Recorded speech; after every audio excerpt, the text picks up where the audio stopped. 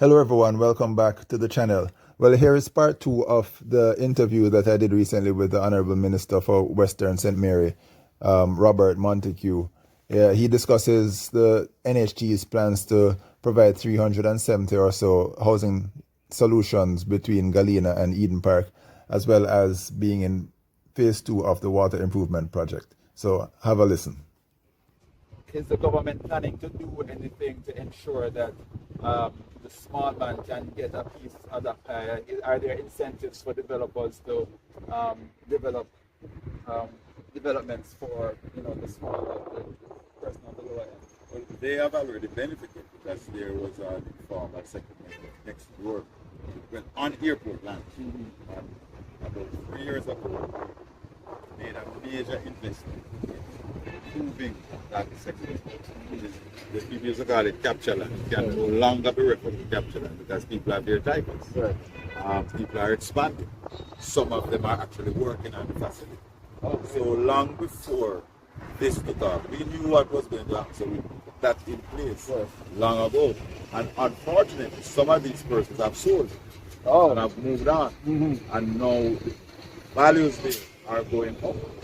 So anywhere you go, but values are going up. But further, just down the road in Galina, the National Housing Trust is about to do a development on the section of land that they just bought behind the primary school.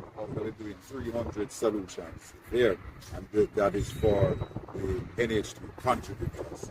So persons who have been contributing to the NHT have an opportunity. We're also looking at an additional segment.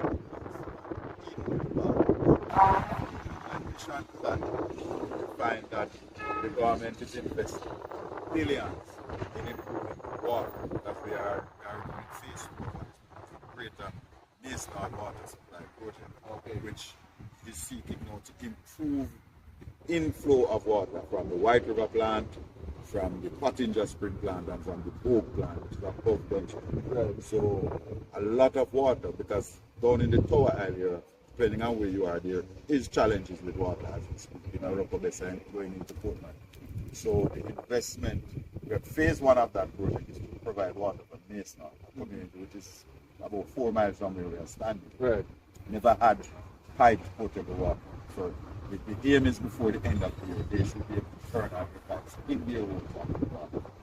And there's an additional, I know about 21 private housing development that is on hold because of a lack of water.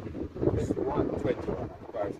So we find that we anticipated that was happening. So that the plans, the government went back funds from CD to do this water project, the water procurement.